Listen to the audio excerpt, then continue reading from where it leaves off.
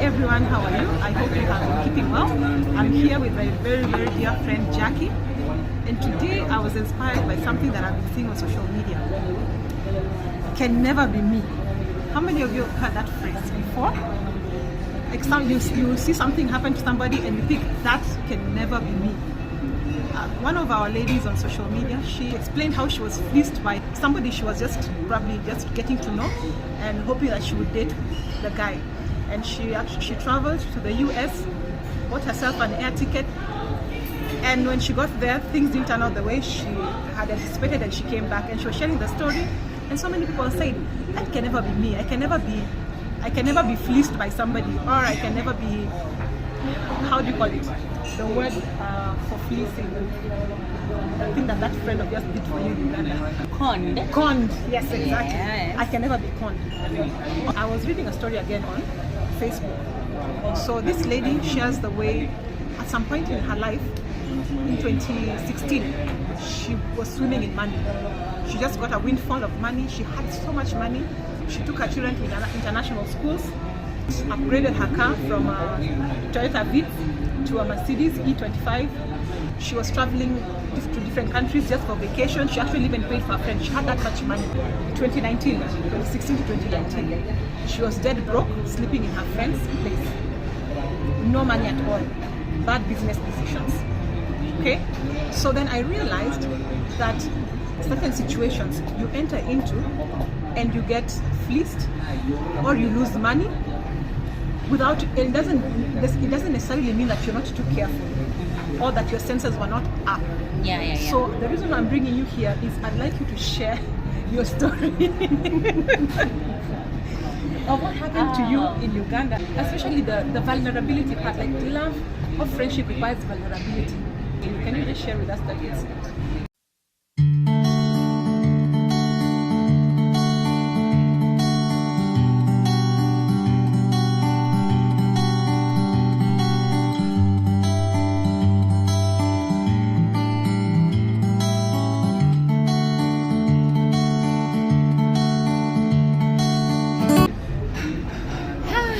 Anyway, hi. My name is Jackie, and Grace is a very, very, very, very good friend. I can just say we are more than friends. We are sisters. Once upon a time, I used to work in a multinational company in Uganda, and that was my happiest moment of my work lifetime. I had a friend in quotes, and this friend I was actually very loyal to this friend, I must say so, and according to me, she was also a very good friend. So this friend of mine, name withheld, decided to announce to me her journey to being wealthy, and she told me she's having some structures she's building, and so I'm supposed to help her out with a certain amount of money that she needs so that she can complete her structure, so that people can come in, of course. So there were around around 3-story houses. So there were about, I can just say, they were just, well, the houses were really classy. There were 3-bedroom houses. And so I said, why not? If a friend asks you to help her, and this friend is showing you that she's developing, why not? If I have some money, I can give. Honestly, I had money. I had a lot of money. I've seen it. So I had a lot of money. And I said that I have money in the bank. Why not? Why don't I just give my friend so that my friend can use this money to go on with whatever she's doing? So this happened, and then she came back again and asked me for money. And this happened again. Then she was laid off. She was laid off from the company I was working with, and because of some redundancy issues. And then after being laid off, of course, friendship can't just die because somebody's laid off. So our friendship continued, and the trust was still there from my end. I really trusted her, and she came and told me now. She actually returned the first amount of money, and then now she built trust and more trust and more trust. And she came back again and asked me for money, and I told her, it's okay, why not? For you, I'll give you the money you want. So I gave her the amount of money, which was not little. So because I had the money, I had to just give out that money. And because of the friendship, I didn't have to hide anything. Time went by, she came back again. and told me now she had taken some loan from some money lenders and wanted me to help out by being a guarantor. So who am I to say no? I went and I became her guarantor. And after becoming her guarantor, I decided to listen to her again by becoming another guarantor for her for another place, a different place that she borrowed money from. So remember, she has my money. I still trusted her. Then she went ahead and made me a guarantor twice. And those amounts are very huge. They were huge, yes, they were huge. But to me, I thought they were not so huge because I had money. But not knowing that my bank account was also wanting, because she kept asking money from my bank account. Mm-hmm. I kept giving out to a point that I was now being drained down. Didn't you realize at some point, or did you sense at some point that I have been giving this lady money so much, but she has not returned even the first one that I gave her? She returned the first one, remember? Oh, so there was some level of trust that you had built from so she there. built trust twice. And you also saw that she's somebody who is making money based on her lifestyle. Yes. And so many other factors that you considered. Yes. So you didn't think. But the red light didn't ring when she was laid off work. Because she's more wealthy than me, of course. Why did I think she was more wealthy than me? Because she was having property. I didn't have property. Yes. So cash and property are two different things. Somebody with property is more, looks more like valued in terms of assets than the person having just money in the bank. Oh yes. So if you see that somebody they live in a big home that is their own, you see them driving a car, or they have 2 cars in their home, and the other things, they have some petty change to go to restaurants. So it actually looked like they have money. They're not going to struggle to return the money. You can't be suspicious because she wasn't living a low life. And how long had you known her? I'd known her for about, I can just say, 5 years. 5 years, that's a lot. So that's a long time. That's a long time. So if you trust somebody within 5 years, it's just enough that can make you know that this person is stable and they can't really twist me around so easily. Oh yes. As much as nobody is perfect in terms of not twisting. Right. But that had not rung in my mind. I didn't even want my mind. Just trusted a yes, friend. I trusted her. And she was so good. She was so good-hearted, I must say. She was really good-hearted. So when that happened, she even took me to her property. The ones that she borrowed money from you, yes, saying that this is we what I'm found doing with people my money. constructing the houses. She talked to the people and told them, oh, you guys are okay, you're on the right track, this is good. I just brought my friend to come and see what we are doing. And that is how the story went. So there was just and absolutely went on. It was a script well crafted. Yes.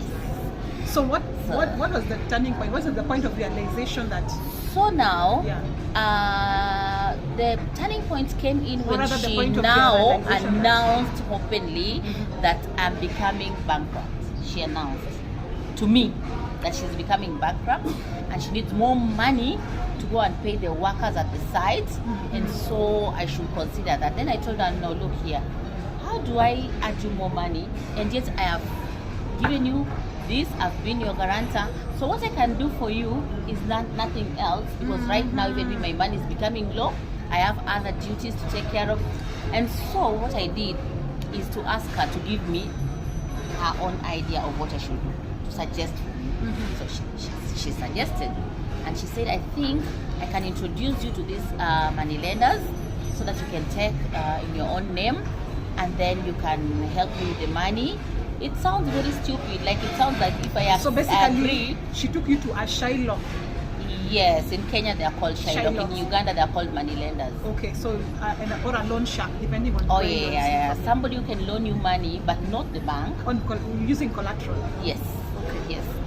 Yes. Of course, it was using collateral. By then I was having a car, and that was the collateral that she wanted me to go and use. So I used my car as a collateral. I took my car documents. Time came and she disappeared and reappeared. So at some point she just disappeared. You didn't know where she was. No Yes, communication. I Nothing. went to her family. I went to her husband and asked her husband, where is so and so, and they told me that she's not around, but she'll be back soon. Then when she came back, I asked her where she went to. She said she went for some business somewhere. And then I said, oh, okay, but you should be telling me these things. If you've gone for business, just let me know so that I don't get worried.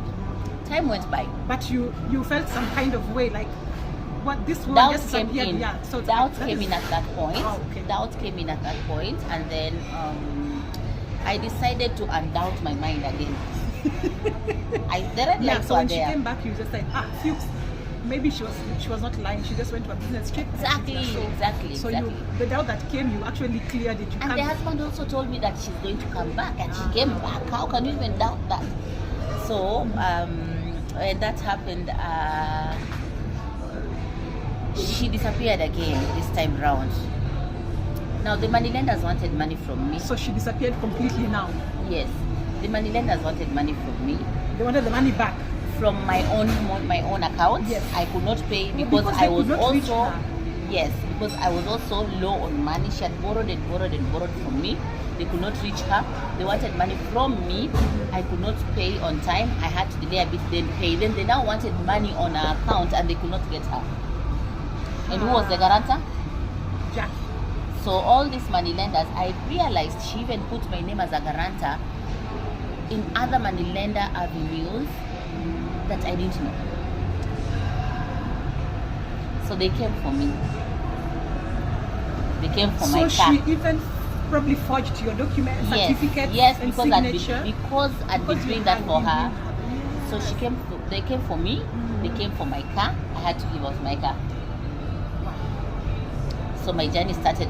I went back to normal, like a normal person who is walking on foot, a normal person. And how did this affect your finances and how, So my and your place of work? Because I know that. So my place of work had nothing to do with this. Yes. But they had everything again to do with this because of me. Yes. In terms of, they were not going to meddle around, to meddle into my own businesses. Yes. But me as a person, my performance went down. And so I had to get out of my hole very fast, go to my director and tell him, look here, I can't even concentrate at work. Remember, this was a very perfect job I had. This was something I really cherished. If there's somewhere I've worked and really cherished, it's that place that I worked in. And at this point, you are even a regional director. I was handling the whole of Uganda, I was handling Kigali, Rwanda. Because you're in sales, right? So I'm in sales, Yes. and so I was handling retail outlets. Right. And also I was handling what we call general trade. Okay. So that is my area of expertise. And then every general trade, in terms of, we used to call them marble accounts, whereby they included the smaller, like the mini markets, the smaller ones like that. And I also had a taste of dealing with distributors. So it was not a small job. It wasn't a small job. So and also that job came with sufficient pay for it. Sufficient pay that I didn't lack. Yes. So when you started now having to dig into your Pockets. your daily now salary, which you never used to touch before. I did used to touch my salary because I didn't need to touch my salary. I had a lot of money. My mileage was being paid. Everything was being taken care of. So I didn't need that amount of money. That's why I found it very easy as well to dish it out to her. Yes. So now that started to demand their money, you said you had to start giving from your salary From my and account. From your account. And now it's got into your finances. Yeah. Until now you get to a point where you're struggling to meet basic needs. I was yet struggling. Yet you're getting very good pay. Yes. And yet I was also the one taking care of our family as a whole. Yeah, that my time. mother, my siblings. I was the pillar at that time. So then how did this now affect you psychologically and emotionally? And so let me just finish the bit of paying this debt. Right. I paid the debt to an extent that it weighed me down. yes. So I was like somebody who is carrying a very big rock the rock pulling her, and I was dipped in an ocean, and there's a rock tied around me, and I had to fight, and my hands are tied behind, and the rock is weighing me, and my legs are tied, and so I need to swim upwards to float, and I can't float until somebody helps me, could come to my rescue. And now somebody actually came to my rescue, but before I reached there, I started feeling the weight, and I very fast knew I'm not going to perform. And so I ran to my company, and I told my director that I can't manage. And they thought I was joking, because I was among the top 3 performers every single time, every single month. I was performing so well of the 20 salespeople that we had. I could perform so well that I was so sure that I'll perform so well. So it was not a problem. You had mastered the art. But then my performance went down. They were not seeing it, but I saw it before they saw it. So then that happened. When I told them, they thought it's a joke. I went back again and told them, they thought I need to go back again and think. I told them I'm thinking about nothing. I'm not performing. I'm not going to perform. So what I did is I went back and told them that now this is my final decision. I am not performing, and you guys are just so blind you're not seeing it. And I really love this company to an extent that I want to leave it when it's still at the peak. I want somebody else I want you to bring me somebody to train in my position. So when this happened, they told me, okay, so if you've decided, then you can just write for us a letter. And then I wrote my resignation, and the resignation process was so good. This is a very structured company. And so when that happened, I had to leave and go back home. At home, I was staying with my siblings, our firstborn, our lastborn, and a cousin of mine, and my son. My son by then was in school. He was in Form 1, he was in boarding school. So I went back home, and I thought it's something simple. I could manage it after some time. Because even my company told me, you can go and come back when you're okay. So which didn't happen. Oh, yes. Because I could not go back because I was not okay. You were not okay? Yes. So mentally, emotionally, you were not. Yes. So mentally, I thought I was okay, not knowing that I was going through depression. So you're not only not okay because of you didn't have money. Yeah. It's also because you had been betrayed. Yes. And you had been robbed. Yes.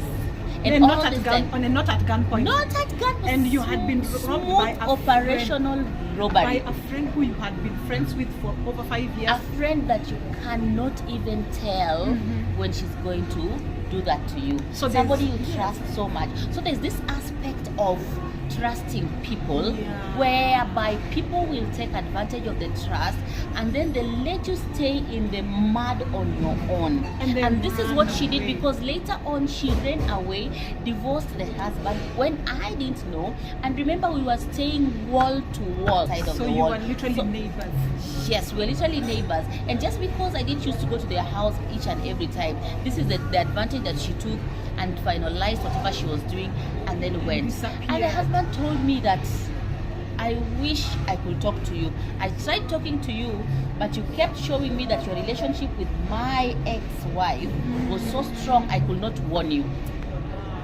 The reason why we have divorced is because she has done the same thing. She has been conning me as a husband. So I was befriending a con, not knowing I'm befriending a con. So the con made me go through this torture until it reached a point that I could not even pay my child's school fees on time. Something that did not even used to happen, because I had so much money. There was no time my account was dry, not even half dry. Like literally things, like basic bills like food, clothes, shelter. No, that was just a joke. Those things were not an issue. Not at all.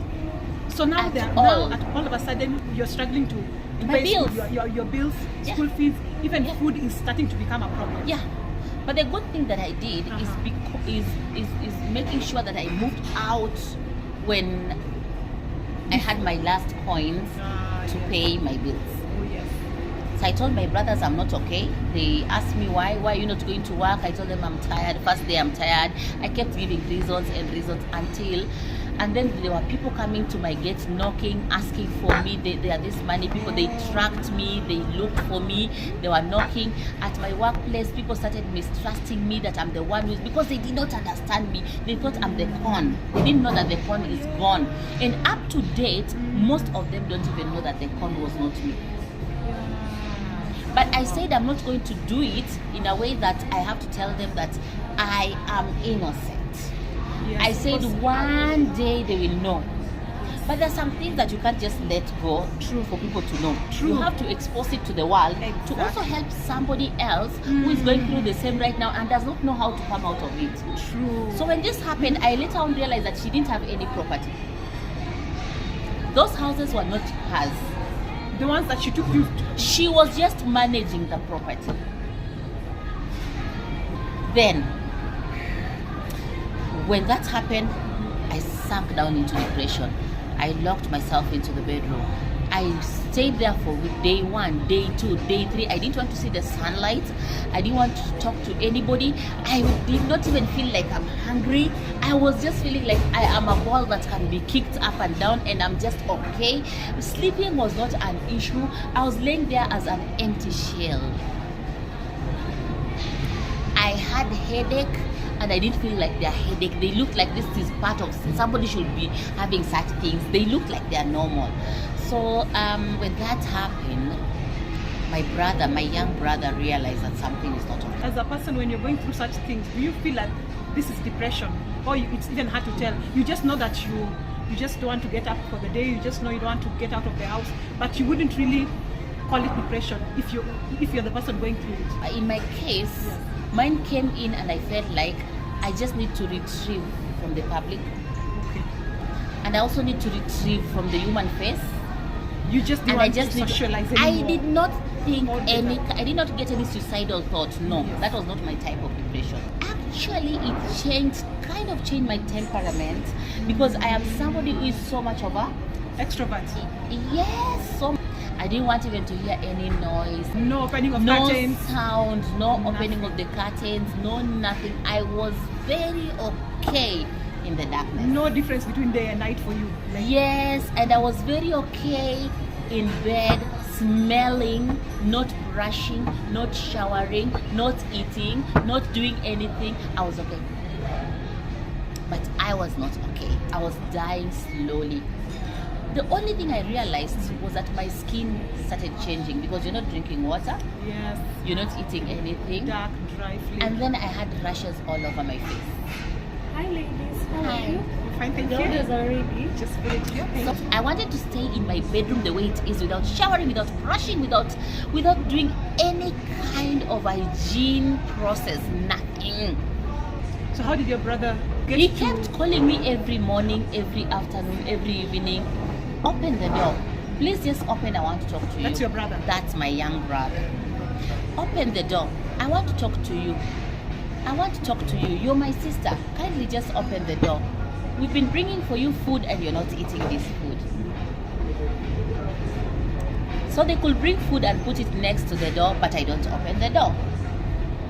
Hey, you're I going to die of starvation. locked myself inside. This Yeah. happened for days. I think it happened for around 4 days. And then they felt there's a big alarm. I didn't even respond to him. He went and brought a letter. And I don't know what made me see the letter under that door because it was white on a white paper. And what I can remember in the letter was,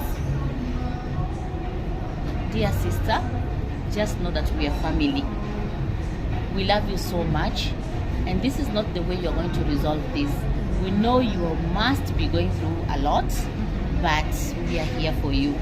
The most important thing that you taught us is love, and that is the same love that we want to show you. We are here for you. Kindly just open the door if you find it in your heart so that we can You can and- just you can talk. and more of emotional words and emotional words. I don't know how he went and took the paper and read, and immediately I finished reading. Tears came out of my eyes, and that was my turning point. And I opened the door. And I told them, we must move out of Uganda. I can't stay here. I'm staying next to my enemy's place. I'm not going to stay here. She's nowhere to be seen. She's betrayed me. I've paid these people money and paid to an extent that interest has been accruing. I'm paying the interest bit until I can't pay anymore. Then I told these people I cannot pay you anymore. So far so good. I've paid you the, what is it called? Not the interest, The principal. the principal. So allow me to leave because I've paid the principal. Yeah. And now I kept paying the principal, and to me it looked like I was paying them so much money. I lost track. To some of them they felt maybe I've betrayed them, but I lost track. I could not manage it, and then I just said I'm moving out. And that's how I started selling everything that I had in the house to get enough money so that we can pay whatever bills we were having. I actually didn't move out with my bills. I mean, I moved out cleared after your clearing. I cleared my bills. Yeah. But I did not clear with the money lenders. Yeah. So I had to make sure that because I've paid this money lenders so much money, I have to now move out. Because either way, you don't know whether you can be mugged. You don't know. So just a question. How much, like in Kenya shillings, lend your friend? So by then it was around 2014, towards 2015. It's just about, from my bank account it was like 1.5. And then for the whole process, by the time I was leaving, it was about 4.5. 4.5 million. Yes, So that's almost all 5 these million. guys. So almost 5 million. That just lending this, you lent this much amount of money, Yeah. but the punishment you got from giving your friend The is interest the in terms interest. of Yes, the Yeah, that interest. that will be the punishment you get. The interest is 5 million. Yeah, for sure. So yes. So that is around how much- 4.5. Sorry, 4.5. Yes, around 4.5. Right. So in I just wanted to know the range of how much damage the money cost you in terms of, trusting your friend costed you. That is what I was trying to explain. So that's So- around 4.5 million. So yeah, now, then in 2014. yes, that in 2014. Yes. So now, you come back to Kenya. Yeah. You had to start afresh. So So, did you ever get your footing back? back to Uganda again. When I resigned, my kind of work is work that you are always known out there for what you do, for how you do it. So my kind of work was good, and most of the people wanted to employ me, only that they thought that I'm quite unaffordable at that moment. Yeah. There was this Chinese lady who approached me, and she told me that she wanted a manager in Uganda, and I told her no, I can't work in Uganda. For now I'm not very stable psychologically. I wanted to have some time to relax and then think about work later. However, I told her that I'm going to Kenya. Then she said that she's opening a company in Kenya and she's looking for a country manager who is supposed to manage her sales and her people in Kenya for her. So I told her, I'm not quite sure, but maybe after 1 month or two, I might have stabilized and then you can contact me. So I left my contact behind, and for sure she kept her words. She contacted me and I started working with her. That is how I found my footage. I worked for her for 2 years, and then after 2 years, before the 2 years, I got another job from my previous supervisor that I worked with like around 10 years in Kenya. 10 years back. So I got another job, and as a client service associate, and did so well in that job. Then I also got another job where I was a consultant for a dairy company, and that is how I've been moving on and on.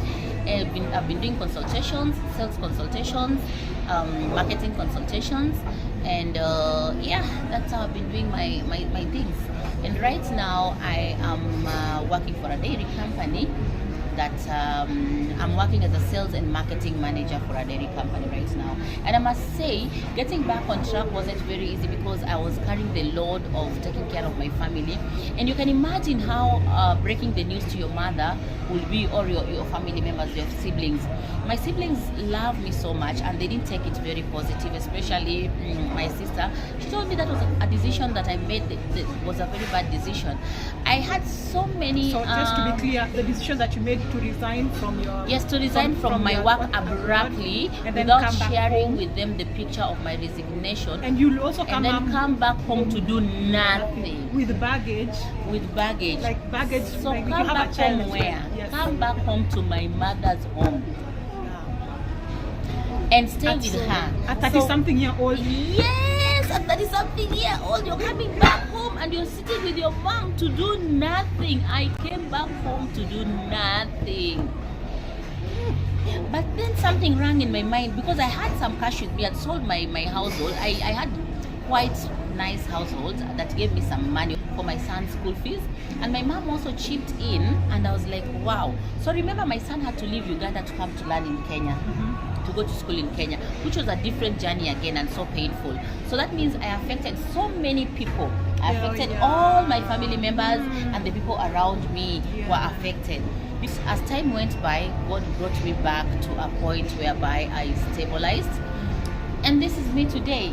So the journey you're seeing today is somebody who is trying to pick herself up to reach somewhere. But I'm happy that I'm not sleeping hungry.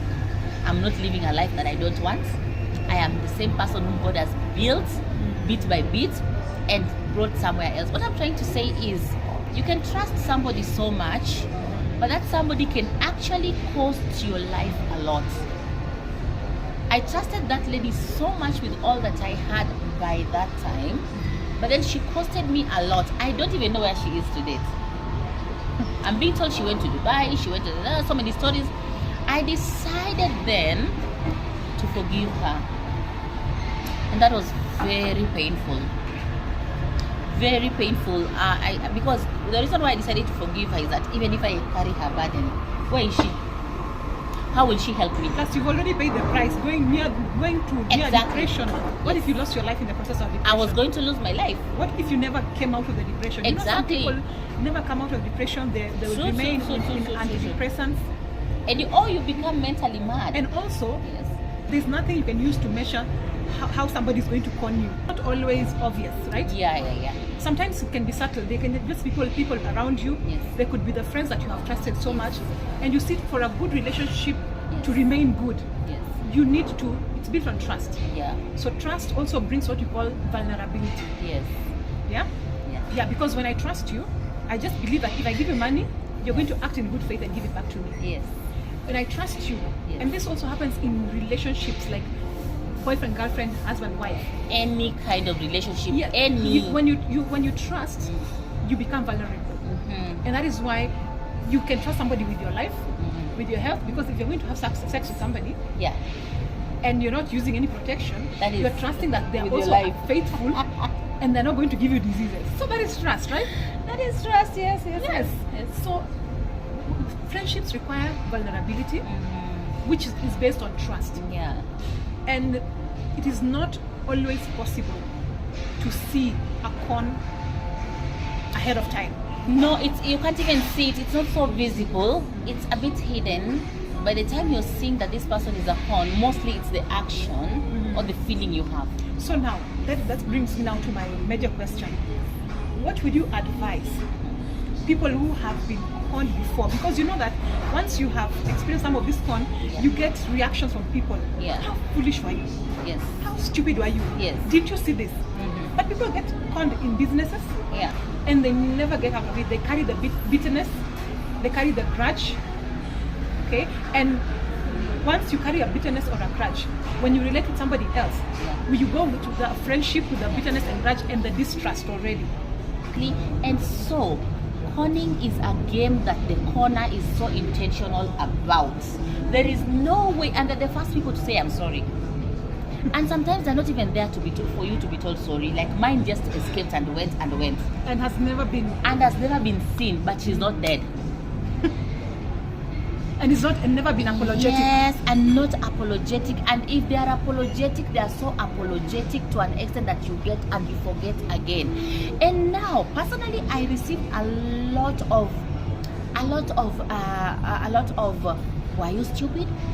Where was your mind? Were you not thinking right? At your age, are you still somebody who can be conned? Conning has no age limit. Trust your gut feeling. Number 2, don't trust so much. Number 3, when you're giving for the second time, think twice before you remove whatever is being asked for. Think twice. Because another lesson is such occasions or such incidences may cost you your life. So protect your life as much as you can by not falling into depression, not falling into sickness. Number 4, never lose what is valuable to your life because at the cost of somebody else. Like, I lost my job. I was not told to lose my job. I resigned. You resigned, and yet you love that, whatever you're doing. I cherished my job. So I resigned. So protect anything you feel is of benefit to you and something that can bring you bread on the table, something that can safeguard you, something that can make you happy. Just protect it. Number 5, choose your friends wisely. Choose your friends wisely. Choose your friends wisely. You might think you've chosen wisely, but it's high time you also test your friendship. And it's not just friends, Yeah. your associations. Yes. When you meet people and they are, especially, you see that they're coming so close to you, Yeah. and you see that they are needing something from you. Yes. And you should ask yourself, at what cost is this exchange going to take place? Exactly. At what cost? Yes. They asked you, give me money, or you're giving so much information about your Yes, workplace. yes, You're giving yes, them so yes, much yes, information yes. about your relationship. They are knowing you more than they should know you. Yes, and so it is important that when we are associating with people, Yes. we need to have a personal space. Yeah, sure. Leave then- and margin for error as Exactly. we continue to study this person. But it's such a tricky thing Yes, to do. it's such a tricky thing to do. Because how do you draw a line? But It's a very now- thin line. but now- it's a very thin line. Yes, it's a very thin line. Always being suspicious about the people around you. Yes. Also, when people if people are interacting with you and you're always suspicious about them, Then you end up not having anybody exactly around you. So basically, it's a very thin line. It is a thin line. You need to be very careful as well about it. I think we are in number 5 or 6. 6 now. You can be rich today and tomorrow you can be poor. So the line between rich and poor is so wide. Mine came from up here and then went down. Mine came from somebody who could take flights to whichever destination they wanted to. Mine came to a place where somebody had a whole house full of everything somebody can dream of. Mine came to a point whereby I was in my own compound. Mine came to a point whereby my child was going to a very, very high class school, high school. From his primary to his high school, he went to very, very extraordinarily nice schools that you can count in Uganda. And then now Back to your mother's, kitchen. Yeah, exactly. That's how we call it. That's how we say it in our native language. Exactly. Back to your mother's kitchen. Back to my mother's kitchen. Yes. Then life can be up here, and then tomorrow you are finding yourself down here, and that is why also in life interact with different spheres of people. Don't only think that you can stay wherever you're staying, and also let your coming down be something that has forced you to come, not something that you've built on your own. Mm-hmm. Because mine is like I built it, kidogo. I allowed it, kidogo. If I was wise a bit, I wouldn't come down to that extent. But because I trusted so much, my trust hosted me. Okay. So it's getting. I'm picking a lesson there. Yeah. The mindset, Yes. basically, that we need to approach life. Yes. Yes, we can be careful, Yeah. but you cannot be 100% careful. You never Yeah. know. Green snakes in green that still exist. Yes. People are going to be People will cynical. still be conned. So it's more about the mindset I might be conned of again, but adapting. now I know more. Yeah. So we need a mindset that can adapt to situations. Yes. Because if you didn't have the social connection, like say your brother, to help you out, Mm-hmm. if you didn't get to a point where you believe that I can still make it, Yeah. like even though they have conned me my money, Yes. my skills are still with me, my knowledge is still with me, I still have my contacts from the work that I've been doing, Yeah. and you knew that at some point I'm going to get out of this place and get back onto my feet. So even if you're an entrepreneur, for instance, Yeah. and you have been conned before, and your business comes crumbling down, Yeah. that person has not taken your skills from you. Exactly. They have not taken your experience away from you. Exactly. So You can still start again. Yes, your very essence is still with you here. Yeah. So at the end of It's the not day, the end of it's everything. not the end of everything. Yeah. This is an encouragement as well. Mhm. That even though people rob you of money, even if somebody robs you of a friendship, Yeah. it's not necessarily who you are. You're not a weak person. Yeah. You're just a loving person. It does not define who Yeah, you are. you're a loving person. You're a person who can give out trust. It is them who are the thieves of trust. Yes. It is them who are the thieves, of friendship. They Yeah. don't know how to maintain a friendship. Yeah. So it's their character is the one that has been revealed at the end of the day. They're the bad person, not you. Exactly. So when you say, don't blame yourself too much, I'm looking at it this way. Take responsibility, because at some point you knew where you went wrong. Exactly. You know that I involved this person too much. And when you accept, don't blame yourself too much, but take responsibility of the role you played in being conned. Yes. Pick it as a lesson learned. Determine that this is something that I will not do again. Yeah. Determine that when I'm relating with somebody, these are the background checks, so to speak. Yeah. Sometimes the red flags are just there. We just chose not to see them. We just chose not to see them. Yeah. And for example, in my case, she told me she has property. She took me to the property as that she assumed were hers. I went there, but I didn't remember to ask her for the Verify. title deed, Yeah. for the house documents and everything, for the receipts that she's been using to buy all these things. If I had asked her for all that, we wouldn't have gone to that extent. Exactly, because she would have disappeared earlier. Yes. Yeah, she would have said, this She one would is have going to find me out. called me to a limit. Yes. Well, I started by saying, it can never be me. And I want to tell you that it can actually be you. Yes. Because when you trust somebody, it requires some vulnerability. Being conned happens to the best of us. You'll probably at some point be conned in your business. You'll be conned by a friend, by a family member. Some people have even been conned by their own parents. and Okay? children. And their own children. So it can be you. So we're just saying that you just need to have a fluid mindset to say that even though I am down here, even though all my money is gone, my skills and my experiences and my associations, or the ones that I had, can still enable me to pick up from where I am. So that is the story that I wanted to share today. Jackie, do you have any parting shots? I thank God I went through all this, because going through this has made me who I am today. I am stronger, I am wiser. And also wiser in terms of even selecting friendships. Yes, in terms of selecting friendship, I had been very skeptical about having friends who are lady friends, and so Grace is just a special friend. You're I'm not just telling you. maybe friends, but you basically, in terms of, you're able to look deeply Yes. out beyond the surface. Yes. When somebody associates with you, it's not just about friendship, but even when you're doing something, when you're doing a business transaction, Yeah, or you're doing a business engagement, very careful. you look beyond Yes, the surface. exactly. Yeah, you can ask, you know how even to ask deeper questions. Mhm. You know how to observe. Yes. You can see what is not said. Yeah. Well, thank you for joining in the conversation with us today, and I hope that this conversation is going to help you in making better decisions, but it's also going to help you if you have been conned before, if you have been fleeced before. That is not the end. You can see Jackie found her footing and find her way back to life, and even you can. So let's meet again next week, same place, and I hope you have a fantastic week. Bye.